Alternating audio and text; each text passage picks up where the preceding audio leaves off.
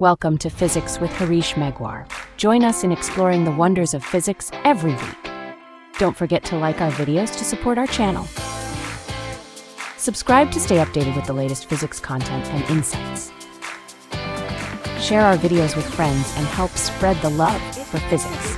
We would love to hear your thoughts, so leave a comment down below. Hello dear students, अस्सलाम वालेकुम। सो आज का जो हमारा टॉपिक है बेटा वो है इंट्रोडक्शन टू फिजिक्स। तो आज हम बस यही क्लियर करेंगे और इसमें हमारे कुछ दूसरे टॉपिक्स भी आ जाएंगे और वो भी क्लियर हो जाएंगे। सबसे पहले आता है इंट्रोडक्शन टू फिजिक्स।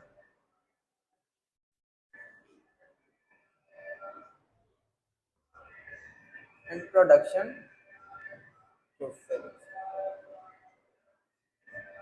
अब बेटा कुछ लोगों को पता होगा कि फिजिक्स क्या है और कुछ को नहीं पता होगा। बहुत लोग तो डर जाते हैं फिजिक्स का नाम सुन के कि भाई बहुत ही लेंदी सा सब्जेक्ट है, पर ऐसा कुछ नहीं है बेटा, बहुत इंटरेस्टेड सब्जेक्ट है।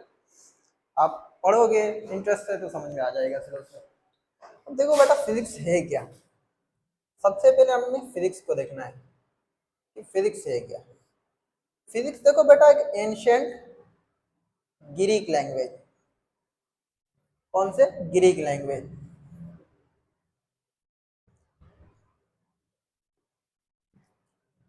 फिजिकोस में से निकला है। कौन से? एंशिएंट ग्रीक वर्ड फिजिकोस में से निकला है, जिसकी बेटा मीनिंग होती है knowledge of nature. Knowledge of nature कि कुदरत के बारे में इल्म देते हैं। कुदरत में क्या क्या हो रहा है, जो कुछ भी हो रहा है कुदरत में, उन सारे सवालों के जवाब में कौन देती है बेटा? फिजिक्स देती है। सही। तो फिजिक्स की डेफिनेशन क्या होगी कि ये क्या एक ब्रांच ऑफ साइंस है। ब्रांच ऑफ साइंस है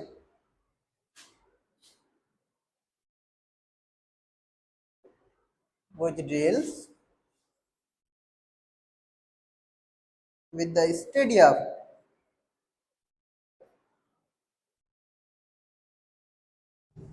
matter and energy। ये फिजिक्स एक साइंस की ब्रांच है जो मैटर और एनर्जी के बारे में बताती है और इंटरेक्शन बिटवीन देम। फिजिक्स क्या बताती है? हम दो चीजों के बारे में पढ़ते हैं फिजिक्स में, मैटर और प्लस में एनर्जी, और इनके बीच में रिलेशनशिप क्या है ये हमें बताती है फिजिक्स बेटा। तो क्या होगा कि ब्रांच ऑफ साइंस है which deals with the study of matter and energy and interaction between them.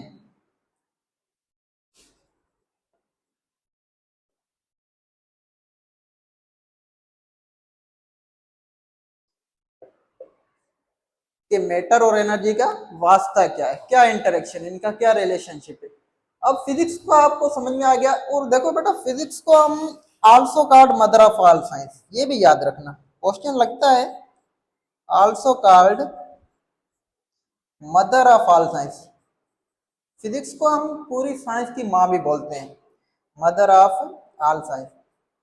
अब ये क्यों बोलते हैं इसका भी जवाब आपको पता होना चाहिए कि mother of all science physics को क्यों बोलते हैं, किसी और सब्जेक्ट को क्यों नहीं बोलते। तो बेटा देखो जितने भी laws, all laws that governs from atom to galaxies, atom से लेकर गैलेक्सीज तक हमारा जितना भी सोलर सिस्टम है उसमें जितने भी लॉज गवर्न्स करते हैं, हुकूमत करते हैं, उन सब सवालों के जवाब हमें फिजिक्स देती है कि all laws that governs from atom to galaxies, atom से लेकर गैलेक्सीज तक जितने भी लॉज गवर्न करते हैं उन सब सवालों के जवाब में कौन देता है बेटा? फिजिक्स देती है। सही। उसके लिए हम बोलते हैं कि physics is mother of all science. आ गई बात समझ में आपको यहां तक बेटा? अब हम चलते हैं, आपके कुछ टर्म्स होंगे जो नहीं अभी क्लियर हुए होंगे। सबसे पहले साइंस है, जो नए नए बच्चे आए होंगे उनको साइंस का भी नहीं पता होगा, मैटर का भी नहीं पता होगा, एनर्जी का भी नहीं पता होगा। सही है। अब फिजिक्स इतना इंटरेस्टेड सब्जेक्ट है कि बेटा देखो, दिन का होना, रात का होना, सूरज का निकलना, हमारी अर्थ का रिवोल्यूशन करना, सही है, सेटेलाइट्स का घूमना, एक छोटी सी सुई का पानी में डूब जाना और बड़े बड़े बेरी जहाजों का पानी में तैरना, इन सारे सवालों के जवाब हमें फिजिक्स देती है बेटा। सही है। तो हम सबसे पहले हमारा क्लियर करते हैं ये कि साइंस क्या है। कुछ बच्चे नए आते होंगे, नए आए होंगे, उनको बेचारों को पता भी नहीं होगा कि साइंस है क्या। तो अब हम देखते हैं कि साइंस क्या है, कि भाई व्हाट इज साइंस। तो भाई साइंस एक लैटिन वर्ड साइंसटिया में से निकला है, जिसकी मीनिंग बेटा है नॉलेज। और कौन सी नॉलेज बेटा? देखो, साइंस एक लैटिन वर्ड साइंसटिया में से निकला है जिसकी मीनिंग है नॉलेज। बट कौन सी नॉलेज? वो जो हमें ऑब्जर्वेशन और प्लस में एक्सपेरिमेंट करने के बाद मिले,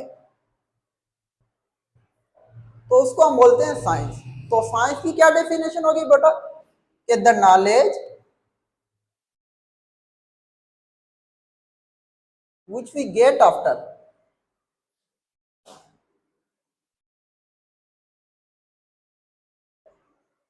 experiment and observation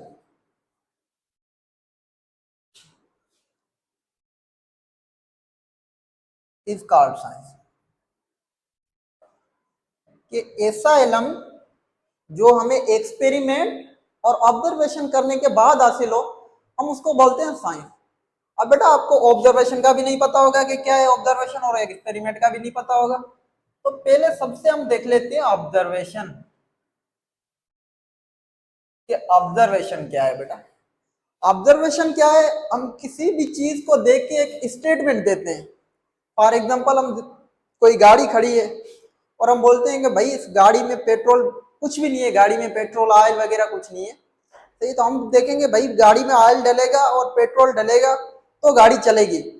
हमने एक हमारे मुंह जुबानी बात कही, हमने एक ऑब्जर्व किया। या फिर फॉर एग्जांपल कोई बच्चा लेके डॉक्टर, या आपकी तबीयत बिगड़ जाती है, पेट में दर्द हो रहा है, आप डॉक्टर के पास गए।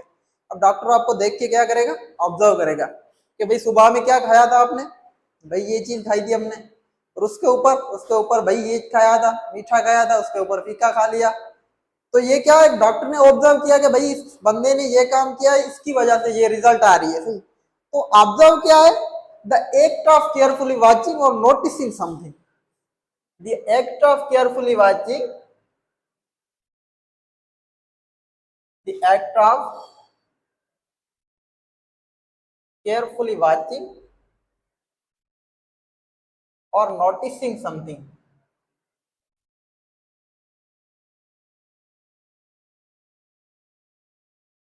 कि किसी भी चीज को ध्यान से देखना या नोटिस करना, उसको ऑब्जर्व कहते हैं, ऑब्जर्वेशन कहते हैं। सही है। बाय यूजिंग योर सेंसेस, कि हम अपने सेंस का इस्तेमाल करके देखते हैं। By using our senses, using your कर लो या अवर कर लो, कि जो हमारे हसास होते हैं उनका यूज करके हम किसी भी चीज को देखते हैं या ऑब्जर्व करते हैं या स्टेटमेंट देते हैं। It can be a statement और कमेंट भी हो सकता है। It can be a statement, it can be a statement और कमेंट। वो एक कमेंट भी हो सकता है बेटा ऑब्जर्वेशन, और स्टेटमेंट भी हो सकती है। इसके बाद आता है एक्सपेरिमेंट। कि एक्सपेरिमेंट क्या है? What is experiment?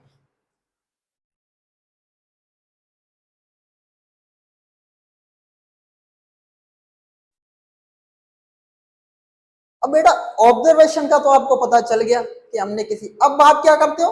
पहले आपने सोचा, अब क्या करोगे कि भाई आपने पेट्रोल उठाया, सही है, पेट्रोल आपने डाला गाड़ी में, अंदर बैठे, गाड़ी स्टार्ट की, एक्सीलेटर दिया, गियर लगाया और गाड़ी चलने लगी। तो ये क्या आपने प्रैक्टिकली वर्क किया। तो एक्सपेरिमेंट में हम क्या करते हैं?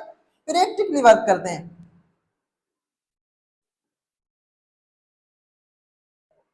एक्सपेरिमेंट में हम करते हैं बेटा प्रैक्टिकली वर्क। आ गई बात समझ में? तो हम एक्सपेरिमेंट की डेफिनेशन कैसे कहें? कि अ टेस्ट और इन्वेस्टिगेशन कंडक्टेड टू लर्न, मैं यहां लिख देता हूं, a test or investigation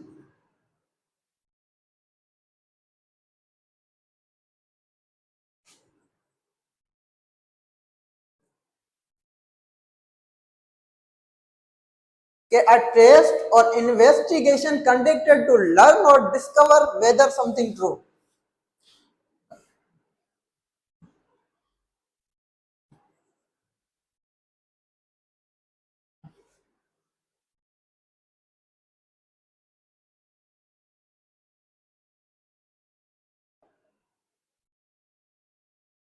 कि किसी भी चीज की टेस्ट करना, वो टेस्ट आप लैब में भी कर सकते हो एज वेल एज अपने आम इन्वायरमेंट में भी कर सकते हो, कहीं भी कर सकते हो एक्सपेरिमेंट आप, सही है। तो इन्वेस्टिगेशन करना या टेस्ट करना, वो चाहे फिर सच हो या फिर झूठ हो, आपको एक्सपेरिमेंट करने के बाद ही रिजल्ट मिलेगी। आपका बेटा यहाँ से साइंस क्लियर हो गया होगा, आपका ऑब्जर्वेशन क्लियर हो गया होगा, आपका एक्सपेरिमेंट क्लियर हो गया। अब आपका आता है एक चीज, सॉरी टू, एक तो आपका मैटर आता है और नंबर 2 पे एनर्जी आता है। मैटर हमारा थोड़ा बड़ा टॉपिक है, सो बोर्ड पे अभी नहीं आएगा, अभी हम सिर्फ एनर्जी को देखते हैं कि एनर्जी क्या है, what is energy.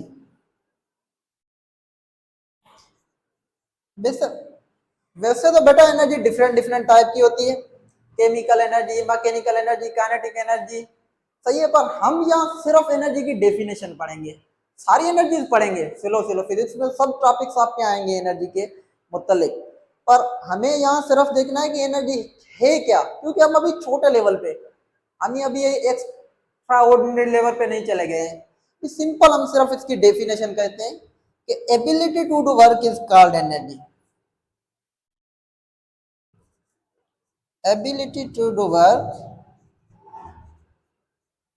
Is called energy, कि काम करने की सलाहियत को एनर्जी बोलते हैं। फॉर एग्जांपल बेटा, आप सुबह रोटी खाते हो और कहीं काम पे चले जाते हो, सारा दिन काम करते हो, फिर काम करने का दिल नहीं कर रहा आपका, अब भाई थक गया हूं मैं। क्यों थक गए हो? क्योंकि भाई आप में अब एनर्जी रही नहीं है, जो आपने खाना खाया था वो यूज हो गया है, अब आप में एनर्जी नहीं है। फिर घर आओगे, रिफ्रेश होगे, खाना खाओगे, उसके बाद फिर आपका काम पे जाने का दिल कहेगा, सही है, वरना फिर भी नहीं कहेगा। तो हमारा ये आज का टॉपिक यहाँ तक क्लियर हो गया है। अब हमारा सिर्फ मैटर रहता है, जो हम सुबह इंशाल्लाह क्लियर कर देंगे। हमारा नेक्स्ट टॉपिक होगा, वो उसमें आपका मैटर भी क्लियर हो जाएगा हमारे नेक्स्ट लेक्चर में। सो हमारे चैनल को सब्सक्राइब कर दें अगर आपने अभी तक हमारा चैनल सब्सक्राइब नहीं किया तो। Physics with Harish Meghwal, thank you for watching. Thank you for watching our video.